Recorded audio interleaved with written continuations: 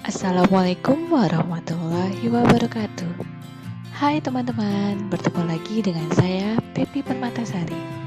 Video kali ini kita akan membahas mengenai LRS atau Logical Record Structure. LRS, setelah kalian menggambarkan Entity Relationship Diagram, selanjutnya kalian akan melakukan IRD tersebut ke dalam sebuah LRS dengan pedomannya, yaitu pertama, setiap entity akan dirubah ke dalam sebuah kotak dengan nama entity yang berada di luar kotak dan atribut berada di dalam kotak.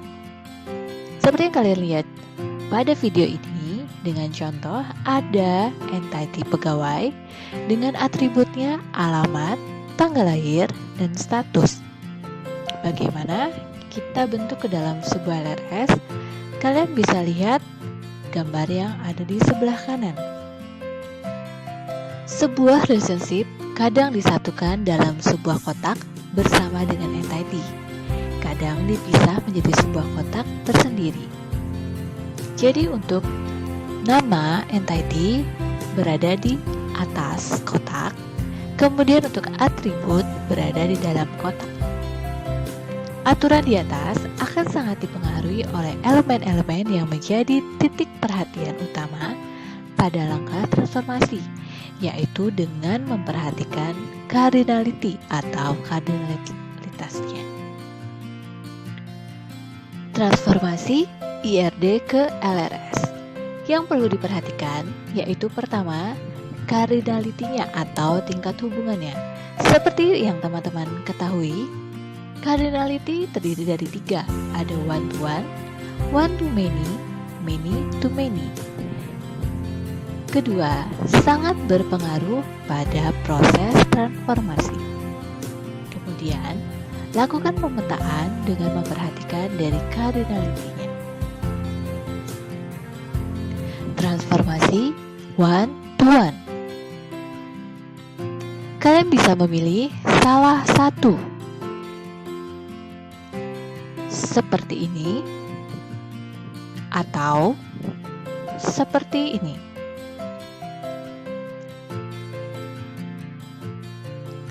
Pedoman penggabungan untuk transformasi one to one. Yang pertama, kalian bisa memilih ke arah weak entity. Kedua, ke entitas yang membutuhkan referensi atau ke entitas dengan jumlah atribut yang lebih sedikit. Contoh, terdiri dari entity FPK dan entity BPK dengan cardinality-nya adalah one to one. Untuk proses transformasi, kalian bisa memberikan tanda garis putus-putus pada masing-masing transformasi atau pemetaan yang terbentuk. Lalu bagaimana bentuk LRS-nya setelah ditransformasi menjadi seperti ini? Jadi dari transformasi atau pemetaannya terbentuk menjadi 2 tabel, yaitu ada FPK dan BPK. Ini adalah contoh LRS yang terbentuk untuk transformasi one to one. Transformasi one to many. Untuk one to many, kalian tinggal memilih ke arah many.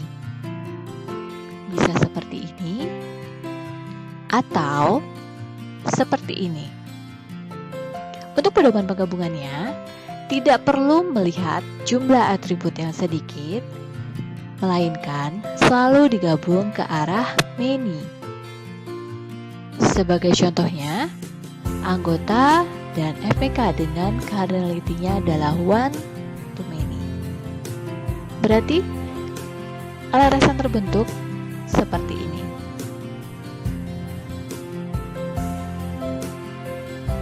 Transformasi many to many. Untuk many to many, dia relationship-nya berdiri sendiri. Jadi, antara entitas ataupun relasi dengan cardinality-nya many to many dia akan menjadi sebuah tabel tersendiri. Dari contoh yang terlihat, ada 3 pemetaan, jadi terbentuk menjadi 3 tabel. Dengan pedomannya adalah tiap entity menjadi sebuah LRS ataupun relasi juga menjadi sebuah LRS. Jadi contohnya seperti ini. Ada mahasiswa mengikuti mata kuliah dengan kadalitinya adalah mini to mini.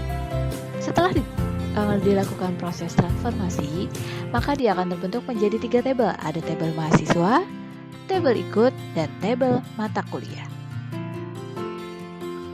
Untuk contoh lain, di sini terdapat persoalan dalam sebuah kasus dari penggambaran ERD. Kalian bisa melihat gambar yang tersedia dalam video ini.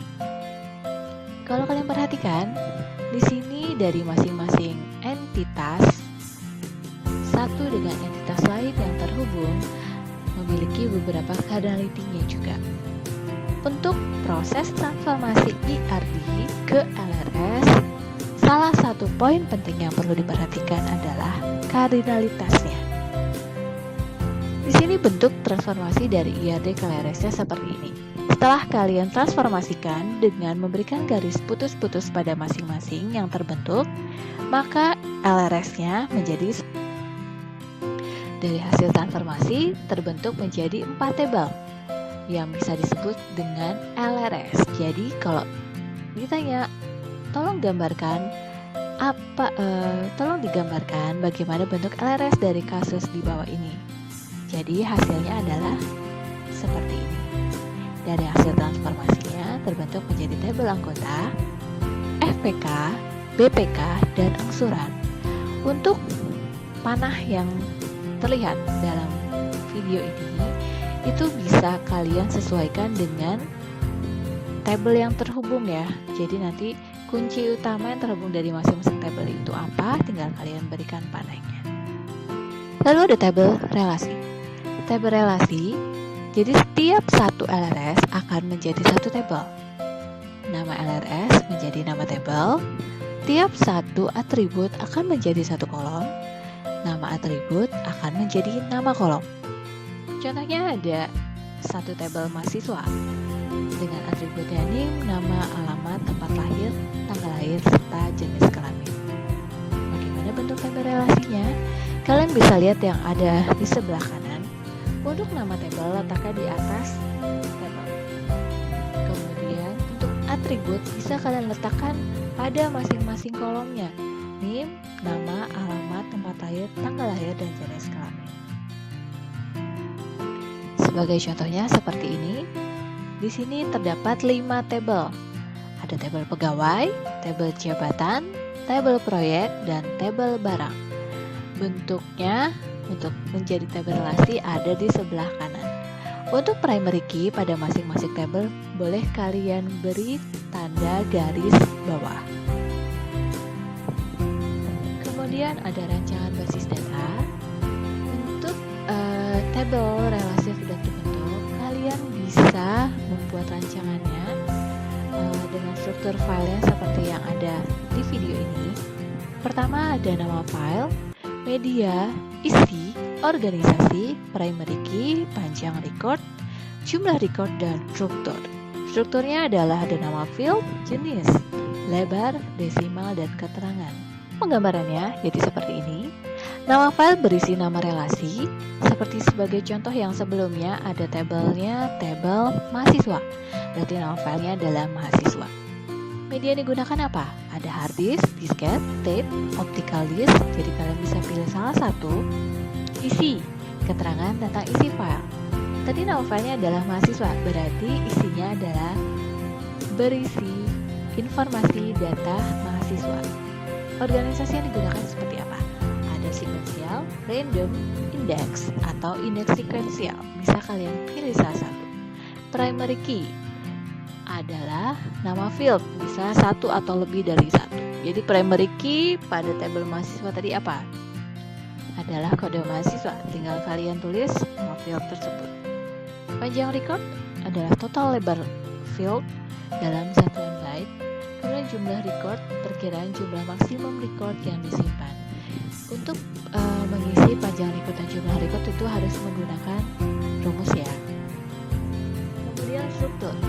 Struktur di sini terdiri dari nama field, yaitu diisi dengan nama atribut. Sebagai contohnya ada tadi tabel mahasiswa, berarti nama fieldnya ada kode mahasiswa atau NIM ya. Seterusnya ada nama mahasiswa, alamat, dan seterusnya. Jenis. Jenis ini bisa dipilih salah satu sesuai dengan tipe data yang digunakan pada masing-masing fieldnya apa. Lebar. Lebar ini diisi dengan jumlah maksimum. Desimal diisi dengan jumlah digit desimal yang diinginkan dan hanya diisi bila jenis field adalah numerik. Keterangan diisi penjelasan mengenai isi dari field tersebut. Kurang lebih seperti ini untuk contoh pengisiannya.